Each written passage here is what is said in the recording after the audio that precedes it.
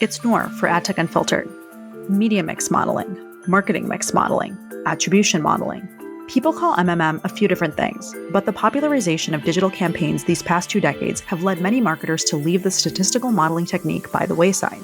That's expected to change if you ask Greg Dolan. Greg is the co-founder and CEO of MMM SaaS company Keen Decision Systems, and he says marketers and advertisers can't afford to ignore MMM any longer. Greg shares his take on why today's more dynamic form of MMM is vital for any advertiser who knows that prescriptive and forward-thinking intel is necessary to maximize media investments. We'll get into this episode with Greg now. Greg, I'm going to ask you a simple question to kick things off. Sure. Tell me your definition of what MMM is.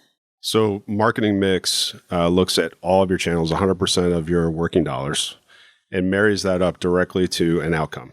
If I'm looking to drive sales, if I'm looking to drive some kind of marketing KPI, how are the changes in activity and changes in investment impacting that outcome variable? So it's basically understanding how all the pieces work together in a way to drive an outcome and move the needle in terms of both financial measures and marketing KPIs.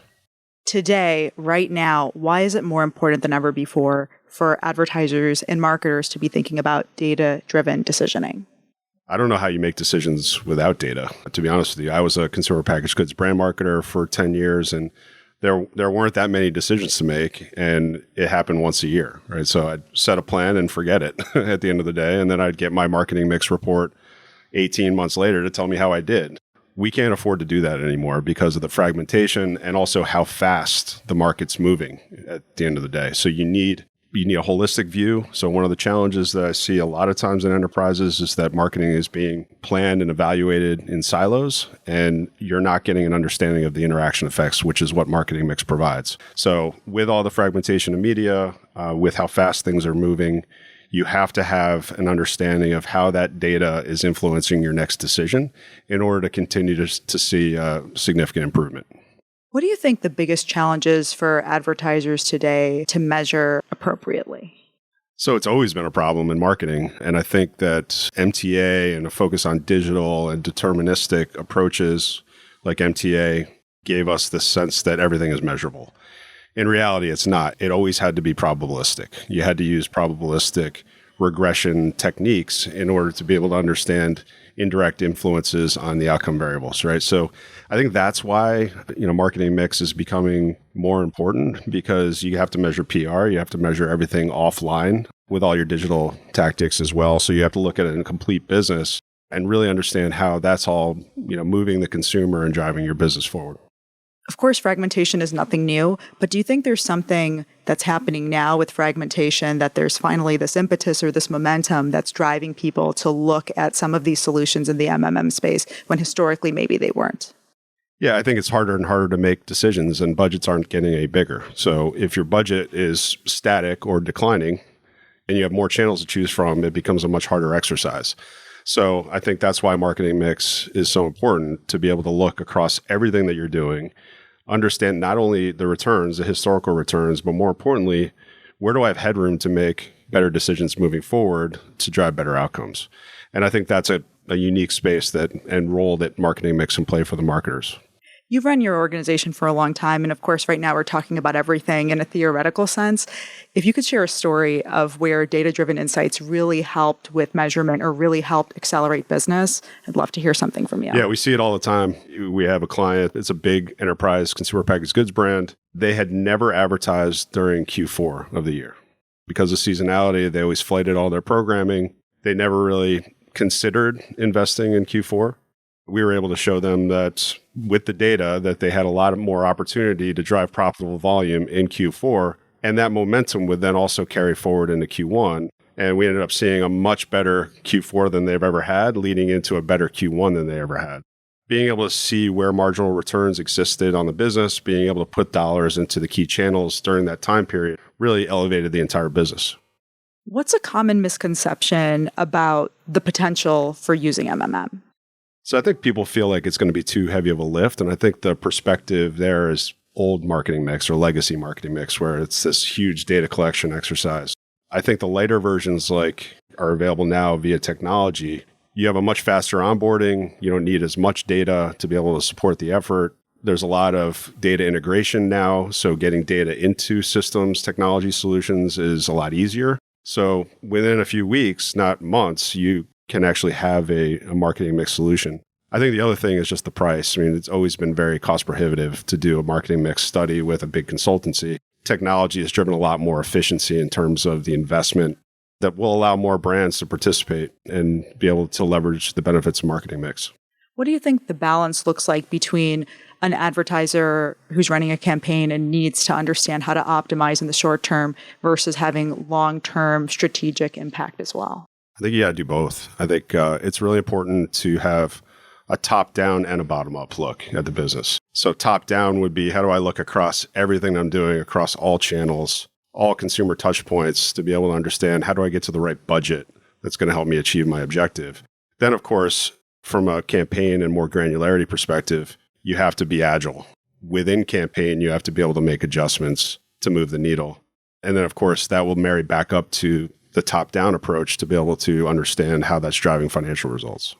What does that conversation look like? And I know we talked a little bit earlier before we started filming about sometimes there are different roles. There's somebody who's responsible for the campaign, or there's a team that's responsible for media campaigns. And then it's somebody else who's working on some of these bigger, more strategic considerations. Maybe they don't even work. Let's say we're talking about an agency. That person works directly on the marketing team, or it's a totally different team. They're not always in touch. So what does navigating that conversation look like for you? So you have to work with both. You have to be able to, again, come top down and bottom up. In a lot of cases, we're working with not just the CMO or chief growth officer, but also the CFO, because it becomes a cross-functional exercise because we're trying to figure out the financial return. So that's really the strategic layer. So what do my budgets need to look like?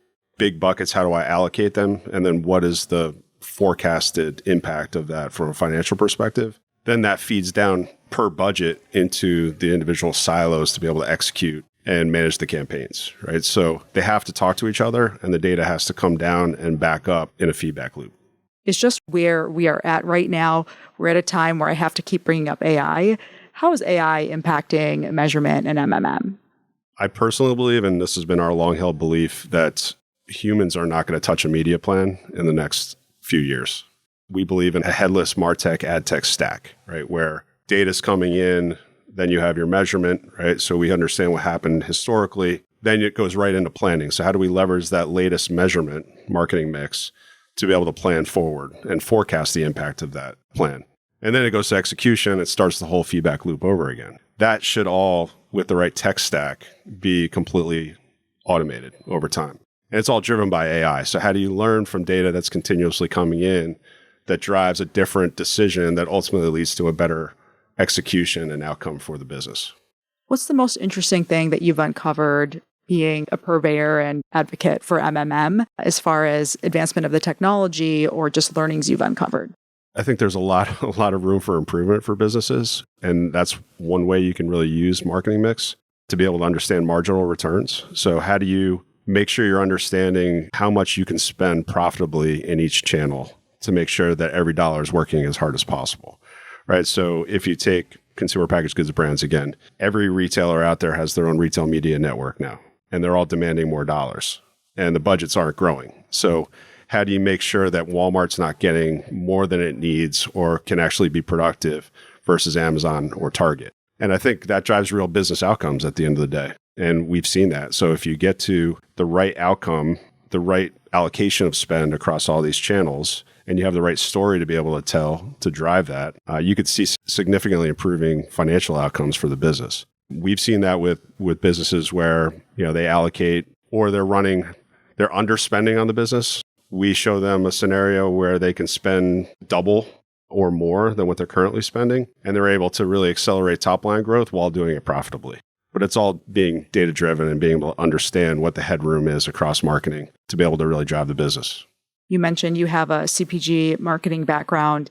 I'm thinking about other categories, and oftentimes when we think about MMM, it has better application for some verticals versus others. Is there anyone who still doesn't have a fair shot at leveraging MMM today because they're just not quite in a category that's as well received for the technology to work? The math works the same across all verticals. I think CPG has always done it, so they have a little bit more history and experience with it. But if you're spending dollars, you can leverage an MMM. And we as a company target any company, any brand that spends over $1 million in marketing. So the addressable market is huge, right? There are a lot of brands out there across industries. And we're starting to see a lot other verticals start to engage and show a lot of interest in marketing mix.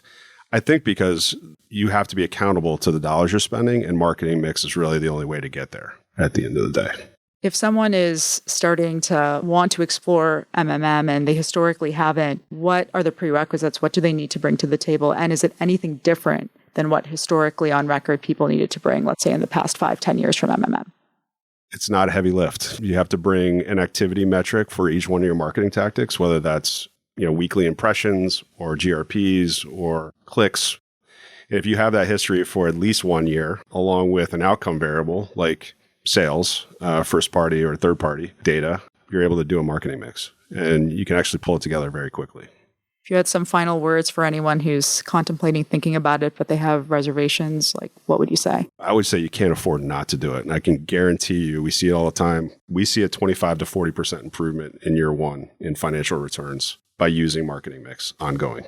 If your dollars and your budgets are flat to declining, you cannot afford not to do it at the end of the day. You have to be able to do it because you're leaving so many dollars on the table. We'll see what shakes out as more and more people turn to MMM. Thanks for the time, Awesome. Greg. Thank you. Thanks to Greg Dolan, CEO of Keen Decision Systems, for laying out his take on why MMM is essential for today's modern marketer. I'm Noor Naseer, another episode of AdTech Unfiltered coming up in just a bit.